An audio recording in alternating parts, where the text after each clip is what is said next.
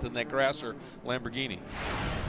Sam Bird currently 6th in GTD. We see the strength of the Ferraris there, but you saw the Audis, the Lexus mixed in as well. GT Daytona all year long is going to be spectacular based on an international platform, the GT3 spec car, and the balance of performance seems to be pretty well in hand as you watch right there heading into turn 1, the Lexus of Baumann leading the 2 Audis, and then the Ferrari right behind.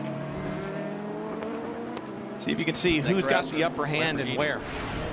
Sam Bird, currently 6th in GTD. We see the strength of the Ferraris there, but you saw the Audis, the group. 2 Audis, the meat and the sandwich there. Sam Bird, Ferrari factory pilot, also has a stunning career going on in the Formula E Championship, which has a lot of manufacturer interest right now as well. So he's a busy boy. He wasn't here at the Raw test, so he's just settling in. But you can't have a stronger Ferrari driver than Sam Bird. A lot of wins over the last few years. Yeah, he is absolutely top tier. And the interesting thing is that is also a Scuderia Corsa Ferrari. They're running 2 here. The one we saw for the last 2 years that were nice and red, that's now in WeatherTech colors. And is being run by Cooper McNeil and Gunnar Jeanette and Alessandro Bolzan. Here's a look at your top 3, the leaders in each class.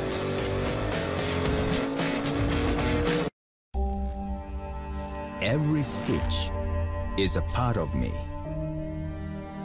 All these shapes and designs express our devotion to craftsmanship.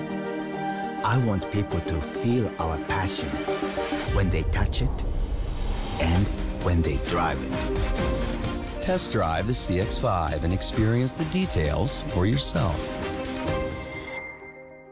This watch has seen moments that last a second and moments that last forever. It's seen the road's most daring champions, man and machine pushed to the edge, and performances that redefine precision. Yet it's not until we look back that we understand that at those very moments we were standing on the edge of motorsport history. It doesn't just tell time, it tells history.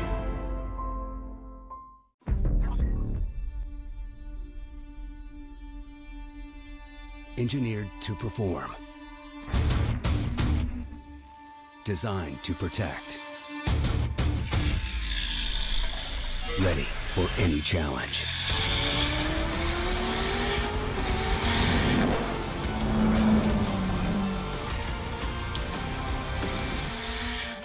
Nothing beats WeatherTech.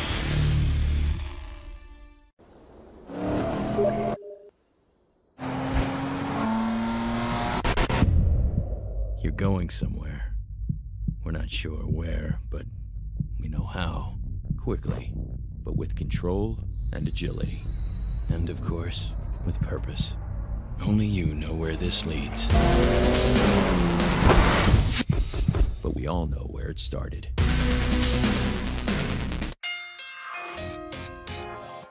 Watching the IMSA WeatherTech Sports Car Championship has never been easier. This season, watch all the action on the Fox Sports Go app, and you'll witness every race and non-stop battles. Simply download the app on your preferred device and log in using your cable provider's username and password. And if you don't know it, simply contact your provider and they'll be happy to assist. From the green flag in Daytona to the checkered flag in Atlanta, watch the full IMSA WeatherTech Sports Car Championship on the Fox Sports Go app.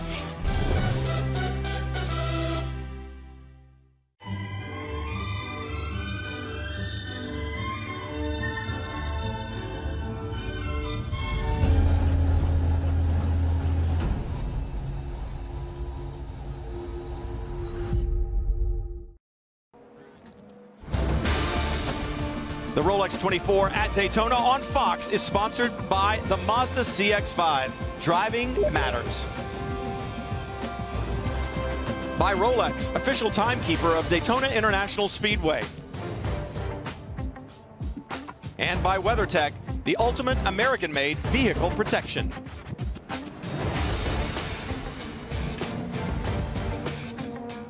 Daytona International Speedway, known around the world as the world center of speed. All types of racing is done here today. The Rolex 24 at Daytona. Let's take a look at our Formula One driver teams and where they run right now. Nasser, a Formula One driver, third. Lance Stroll, 7th. And probably the best known of all of them, Fernando Alonso there in 15th. You also saw Paul Di Resta. Where are our IndyCar drivers? Well, they're looking strong. Hunter race car, currently driven by Van der Zande, runs in the 2nd position. Castroneves had a strong opening stint here. Pagenaud. Dane Cameron took the charge here at the start. He's having a nice strong run, qualified 10th. He's up to 8th, making some moves early. Montoya sharing that car as well. NASCAR, we got youngster Austin Cindric, son of Penske's Tim Cindric, Brendan Gaughan, AJ Allmendinger, and Justin Marks. Talk about GT Daytona. That class always hard fought, and it certainly has been. We saw battles before we went to break. There's a little push and shove going on out here. Oh, Joey hands to their flank as well. That was nearly a problem for our GT Le Mans leader right there. From that angle, he had cleared them. I thought at one point he was still side by side with those guys. And it gets tricky into that bus stop chicane, Tommy. You're all getting a draft and you're just jockeying position.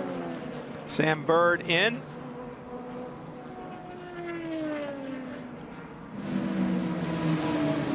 Look at the difference in driver size. This is going to be like driving with Tommy Kendall. Yeah. Be like me and TK here sharing a car. I think Sam's probably about 5'7", so he's not on a good day. Yeah, on a good day. Not that we have any room to talk, but that breaks as we see the 20 off the pace down on the apron. Looks like it's heading up onto NASCAR 1. That's the Bar 1 Motorsports entry, and just a huge jump for that team. Brian Alder and his guys moving from the Prototype Challenge category into prototypes. Brendan Gaughan behind the wheel. The problem there, the 67, we saw the 66 of Joey Hand out on the racetrack. 67 pitted just a short time ago, Matt. Spent a little bit extra time on pit road, Brian, and I spoke with Mike Hall now. Westy came on the radio and said something was amiss with the brakes. That's what cost them extra time, just trying to see if they could diagnose that. He told me they're not sure if they've fixed it. Also, the number 3 Corvette, remember back in 99 or 2000 when the entire electrical grid went out in the Northeast? That's what it looks like on the pit box of the 3. All their data coming from the car, completely gone. Just X's on all the screens. That's big, and it may not sound like it at home, but the engineers rely so heavily on that. The other thing that the team does, they've got all of the television cameras fed into that wall, and they use it as a spotter stand. They actually can spot from the pit box. Now, GTD leader is in, Miguel Molina. The driver change here as well.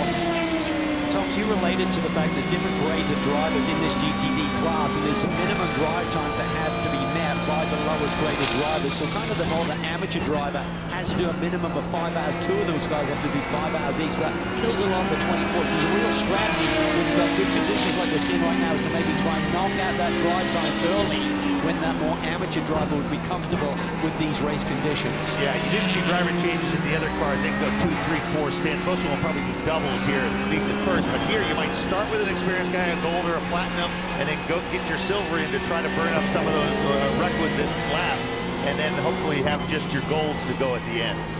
Yeah, you want that pro to deal with the fact this is the start of the race. The adrenaline is flowing, the pressure cooker situation. Get your pro in there, get him through that first hour or so, and then tune it in and start to get your rhythm and start to knock out all of your drive times. We're riding briefly on board with Nicolas Lapierre and his Nissan DPI, and out there on the left side of the screen, Acura Team Penske, that's the number 6 of Dane Cameron. You talked earlier, Calvin, about how the 6 just didn't have the balance, but it's one of the reasons why Dane Cameron was selected to be with Acura Team Penske. He's young, he's a former champion, and he is not flustered when things don't go his way, and that's what it takes to win championships. And Roger Penske said, I want that driver on my team.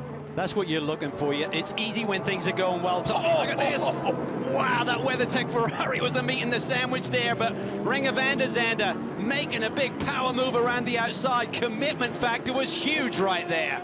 And remember the commitment factor that we saw from Ringer Van der Zande last year at Mazda Raceway Laguna Seca to take the victory from Dane Cameron up into the braking zone of the corkscrew is very reminiscent of that. it wasn't a question of should I go, it was the statement of I am going. Well, he has the ability to read traffic and read situations and make those split-second decisions, and typically he's right. But as you can see there, just a gaggle of GTD cars going around that hairpin turn. So just the flow, the ebb and flow of this race, you're on full attack mode, and then you just slow down to what must seem like a crawl when you got that potential speed. Look at the 90 car right there. And this is where it comes to reading traffic. Like you were talking about, Calvin. Tommy, a lot of times when you're in the faster car, you're almost better to slow down before you get to the brake zone so you can get the acceleration off the corner and not get checked up at the apex, correct? You can't do it all at once. You might almost have to try to do it the corner before to create a little gap so you don't catch them right at the wrong spot. You can't do it right every time. But if you just backed off, the guy'd go right around you then. So you gotta play that. Now you notice they went around the outside of that horseshoe. That is not the normal racing line. When they're by themselves, they'll start on the outside, clip to the inside apex, we call it, they go back to the outside. But those prototypes have kind of opened up an outside lane, so you don't expect it to get dirty because they'll be getting used all the time. The other horseshoe, it doesn't quite work that way, and so they need to stay tight. You won't see them go too wide there. Right now, Ringer van de Zande in the number 10, running in second. Tristan Vautier in the number 90. Another Cadillac right behind him as they work past one of the Grasser entries in GT Daytona. And there's the number 14 Lexus.